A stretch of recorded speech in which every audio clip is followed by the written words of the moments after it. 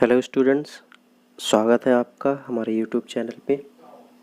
तो आपको पता है कि बहुत सारे वीडियोस आपको मिल चुके हैं। उसको आप वीडियो को पूरा देखा करिए, क्योंकि जब आप पूरा देखते हैं तो वो हमें भी पता चल जाता है कि आपने पूरा देखा है कि नहीं देखा है। ये चीज़ मैं बार बार रिपीट करता हूँ इसलिए, क्योंकि मैं वीडियो जो बना रहा हूँ तो वीडियो सही जगह पे जाए, सही मायने पे जिसके लिए मैंने बनाया है वो आपको उसका प्रॉफिट मिले।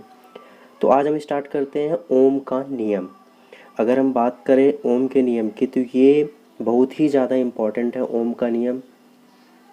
ठीक है, ये हर एक एग्ज़ाम में अक्सर आपसे पूछा जाता है। तो आज मैं आपके लिए ओम का नियम का पूरा वीडियो लेके आया हूँ। इसमें आपको एक न्यूमेरिकल सॉल्व करवाया जाएगा जो अक्सर एग्ज़ाम में आता ही आता है। ये चाहे आप फर्स्ट ईयर की बात करो आईटीआई या सेकेंड ईयर की बात करो, यहाँ तक कि आप टेक्निकल एग्ज़ाम में भी अगर कहीं अप्लाई करते हैं तो ओम का नियम वहाँ पे आता ही आता है।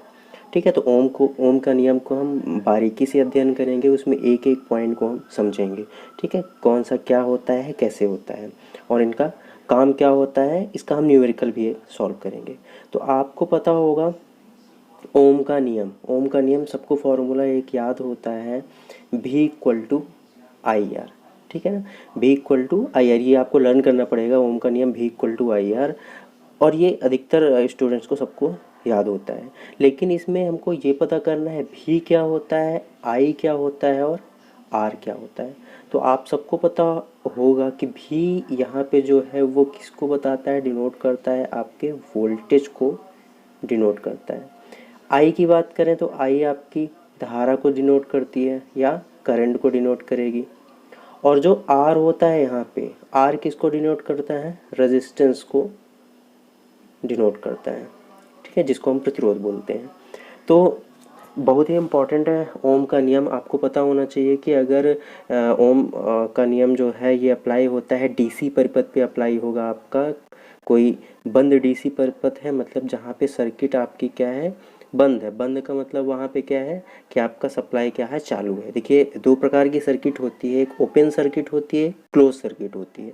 ठीक है, तो ओपन सर्किट का मतलब क्या होता है, अगर सर्किट ओपन होती है, अगर हम बात करें कि हम घर में एक पंखा चला रहे हैं या फिर एक हम लाइट जला रहे हैं ठीक है, तो अगर आपका पंखा चल रहा है मतलब वहाँ पे सर्किट आपकी क्या हो जाती है, क्लोज हो जाती है, उसको हम क्लोज सर्किट बोलते हैं। लेकिन अगर आपका पंखा नहीं चल रहा है, मतलब वहाँ पे मान के चलिए पंखा नहीं चल रहा है, तो ये आपका ओपन सर्किट कहलाएगा। ठीक है, देखिए आपका ये यहाँ पे क्या है, आप देख रहे हैं यहाँ पे कि आपका जो कनेक्शन है यहाँ से यहाँ के बीच में नहीं है, तो ये ओपन हो गया है। अब जब ओपन सर्किट हो गया है तो आपका क्या वहाँ पे फ़ैन चलेगा, तो वहाँ पे आपका फ़ैन नहीं चलेगा। तो अगर कोई भी परिपथ हमको चलाना है, चालू रखना है, तो हमको वहाँ पे परिपथ को क्या करना पड़ेगा, क्लोज करना पड़ेगा। तो ओम का जो नियम है ये बंद डीसी परिपथ के लिए है। ठीक है, तो यहाँ पे पहला ऑब्जेक्टिव निकलता है कि ओम का नियम का पहला तो फॉर्मूला हो जाएगा आपका भी इक्वल टू आई आर। इसको भी तीन प्रकार से पूछा जाता है, ये पक्षांतरित करके। आर इक्वल टू क्या हो जाएगा यहाँ पे आपका, आर इक्वल टू क्या हो जाएगा, भी अपॉन आई हो जाएगा। ठीक है, दूसरा क्या हो जाएगा, ओम का नियम किस परिपथ पे लागू होता है, तो ये बंद डीसी परिपथ पे लागू होता है। ठीक है, तीसरा आपका ओम का नियम जो होता है, यहाँ पे भी क्या इंडिकेट कर रहा है, आई क्या इंडिकेट कर रहा है और आर क्या इंडिकेट कर रहा है, ये तीन चीज़ें आपकी हो गई। तो आगे अब हम चलते हैं यहाँ पे आपका यही बताया हुआ है कि भी क्या होता है, आपका वोल्टेज और विभवांतर में ये वोल्टेज होता है। ठीक है ना, तो यहाँ पे एक चीज़ हमको कंफर्म होना चाहिए कि यहाँ पे आपका विभव क्या होता है और विभवांतर क्या होता है। क्योंकि यहाँ पे तो सिर्फ आपका विभवांतर दिया हुआ है, लेकिन विभवांतर जो है वो एक्चुअल में किससे निकल के आया है, आपके विभव से निकल के आया है। ठीक है, विभवांतर को आपको नॉर्मल पता होना चाहिए कि दो विभव के बीच का अंतर विभवांतर कहलाता है। ठीक है ना, लेकिन यहाँ पे एक्चुअल में विभव होता क्या है, तो इसकी मैं अभी आपको डिफिनेशन बताता हूँ। तो अगर हम बात करें यहाँ पे विभव, तो एक मिनट, अगर हम बात करें यहाँ पे विभव की, तो विभव क्या कहलाता है कि विभव के लिए हमको इम्पॉर्टेंट है, विभव अगर आप कहीं पे अप्लाई कर रहे हो, अप्लाई तो आप कर नहीं सकते हो, लेकिन अगर विभव कहीं पे हो रहा है तो एक धनावेशित आवेश होता है, ठीक है ना। क्या होता है? धनावेशित आवेश। आवेश, आवेश आपका क्या होता है? चार्ज होता है, ठीक है ना। तो धनावेशित आवेश को अगर आप अनंत से लेके आ रहे हैं, अनंत मतलब जिसकी कोई सीमा नहीं है, जिसका कोई अंत नहीं है, ठीक है। तो धनावेशित आवेश को जब आप कहाँ से लेके आओगे? अनंत से लेके आओगे, तो और उसको कहाँ पे लेके आओगे? किसी एक बिंदु पे लेके आओगे, ठीक है ना। तो एकांक आवेश को, एकांक धनावेशित आवेश को जब आप अनंत से लेके आओगे और किसी एक बिंदु पर लेके आओगे, तो अनंत से लेके, जैसे मान के चलिए ये आपका अनंत हो गया, इन्फिनिटी हो गया, यहाँ से आप कहीं से आवेश क्या कर रहे हो? ला रहे हो। अनंत से आप लेके आ रहे हो किसी एक बिंदु पे, इस बिंदु पे, तो यहाँ से यहाँ तक देखिए क्या है, उसको प्रतिकर्षण के विरुद्ध कुछ ना कुछ कार्य करना पड़ता है, ठीक है ना। तो क्या करना पड़ेगा? कुछ ना कुछ इसको कार्य करना पड़ेगा। वैसे भी नॉर्मल सी चीज़ है कि अनंत से कोई चीज़ यहाँ से यहाँ तक अगर आ रहा है तो उसको जो भी कार्य करना पड़ रहा है वही क्या क्या कहलाता है? आपका विभव कहलाता है। मतलब एक तरह से आप क्या देखोगे कि बिजली जो आपकी है, विद्युत सप्लाई, उसमें जो कार्य होता है, जो काम होता है, उसी को हम क्या बोलते हैं? विभव बोलते हैं।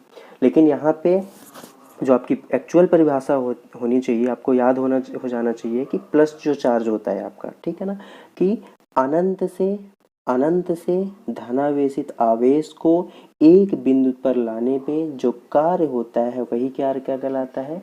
विभव कहलाता है, ठीक है। ये विभव हो गया हमारा। अब अगर हम बात करें विभवांतर क्या होता है, तो दो विभव के बीच का अंतर क्या कहलाएगा? आपका विभवांतर कहलाएगा, ठीक है। तो यहाँ पे इसकी आप परिभाषा नोट कर लीजिएगा, या फिर आपको लर्न हो गया होगा, याद ही हो गया होगा कि इकाई धनावेश को अनंत से किसी एक बिंदु तक लाने में जो कार्य करना पड़ता है, ठीक है ना। तीन चीज़ें यहाँ पे इंपॉर्टेंट है, धनावेशित आवेश और अनंत। तो अनंत से धनावेशित आवेश जब कहाँ आता है? किसी एक बिंदु पे आता है, तो वहाँ पे जो कार्य करना पड़ता है इसी को हम क्या बोलते हैं? विभव बोलते हैं, ठीक है।